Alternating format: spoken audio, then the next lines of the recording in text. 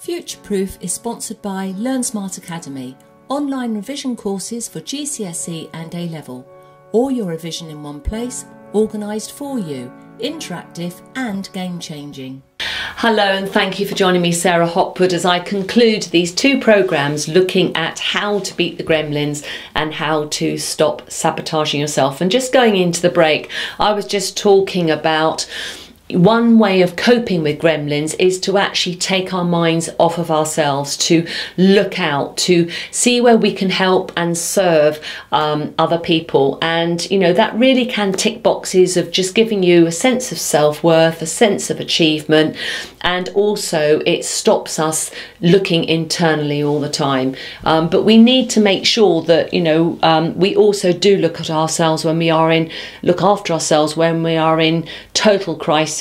And look at the people around you. We're the average of the top 5 people we spend our time with. So does that feel and look right to you, or are you maybe in a group of people, 5 people around you, where actually they're not helping you? And so therefore the gremlins have maybe got a greater hold on you than they might otherwise have if you maybe changed a friend or two or a connection or two. I love this, and this is Martin Hoffman, a good friend of mine, and it's wonderful because, you know, whatever you believe is true. And another program I did talk about this, but what I want to show you here is very, very, very significantly you can see the word lie in the spelling of belief. So sometimes the gremlins are telling us lies. Other people might be telling us lies about ourselves, about what we're capable of, and we then believe it and we then own it, and it then manifests and we play it out in our thinking and our behaviours. And if you go back, it's a lie.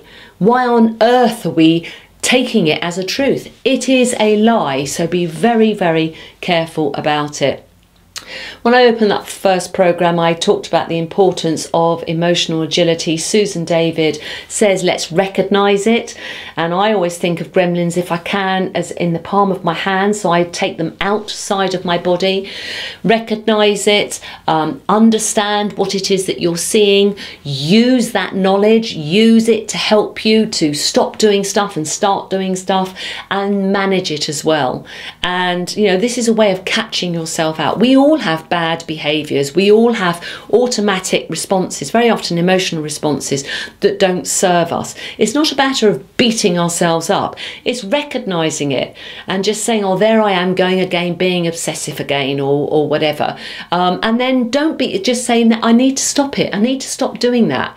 And so do treat yourself with love and care, but also, if you like, be grown up about it. Don't think like you did as a 5, 6, 7, 10, 15-year-old. You know, some people go to the grave still saying, yes, but when I was at school, so-and-so was horrible to me. And it's like, you know, you need to change that thinking. So I say this with love and care, but some of us need to grow up as well and change some of that thinking.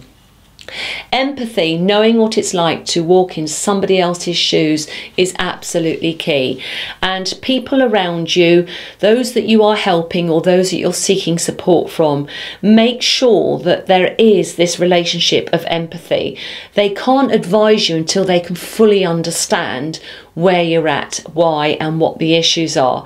One way of maybe triggering that empathy is maybe you show them empathy first, because there's great understanding that when we share with other people, it gives them permission to share. So it could be that whilst you're after support and empathy, you could open it up by showing that you totally understand them in their world, and they feel relieved that somebody's finally understood them. And then you can talk about where you might need some support and guidance and advice, and they will give it much more freely. Plus, you've given them a template as to actually how to do it.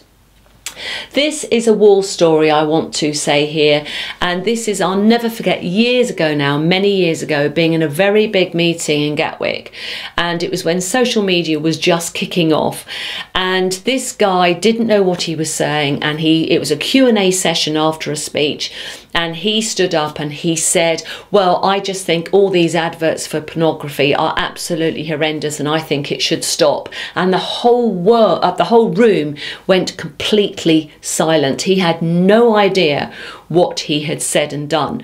The reason why I've got this in on the Gremlins is because he honestly thought that it was just an innocent comment and he was fed up with it. He didn't realise that he was actually betraying, if you like, himself to the room.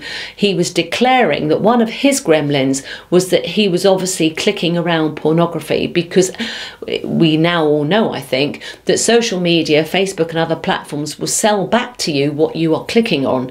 And he didn't realise, but what it showed was that was a gremlin of his.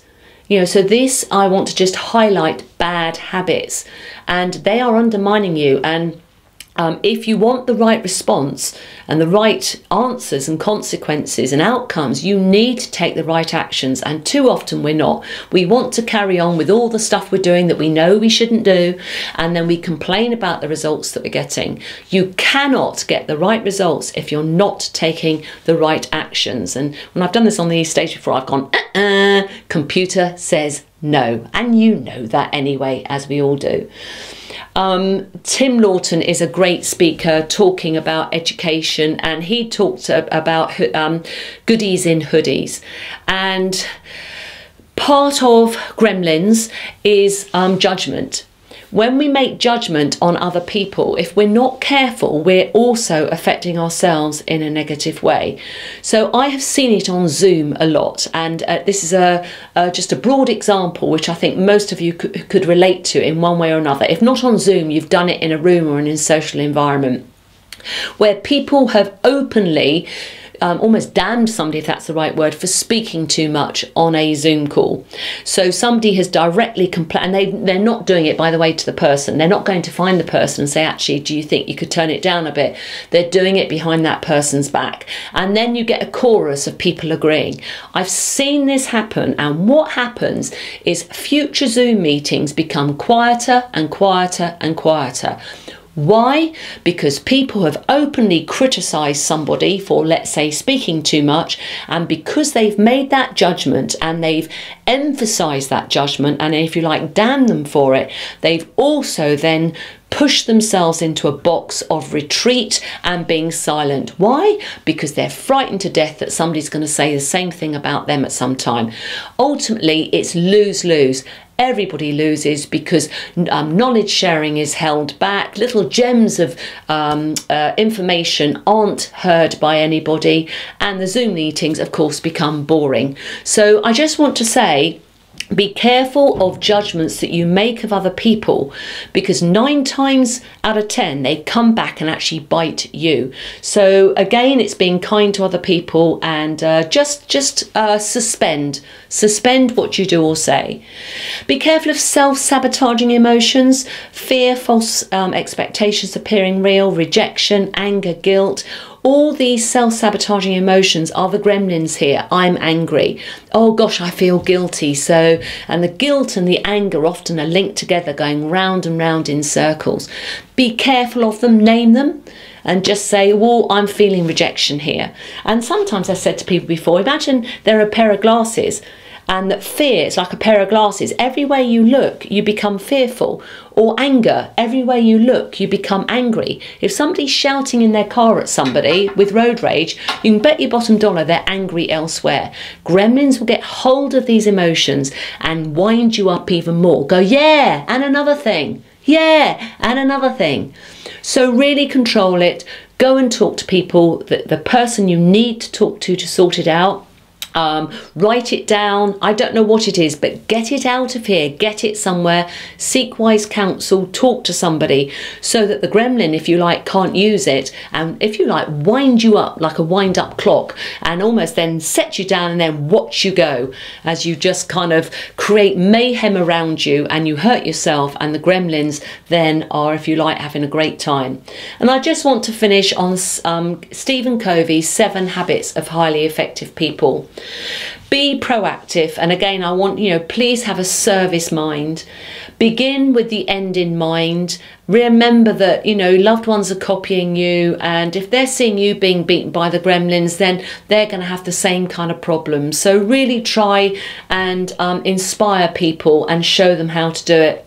Just do one thing at a time. When I was completely broken, thinking of things in slices of salami really helped me. Just do one thing at a time, and sometimes it's a very small thing. Always, think win-win. Seek first to understand, to then be understood. That's the service mind there. Synergy, just remember that we're much stronger in a team than we are if we're standing on our own. And sharpen our saw. Never be frightened of people who have a different opinion to you, because when we have those debates, it's saw on saw, and we sharpen our saw, so therefore become smarter, and you're clearer as to why you're doing what you're doing. So I commend it to you. Watch yourself talk, speak yourself up, be kind to yourself, be kind to other people, and just know you are loved and you are good enough. Take care now.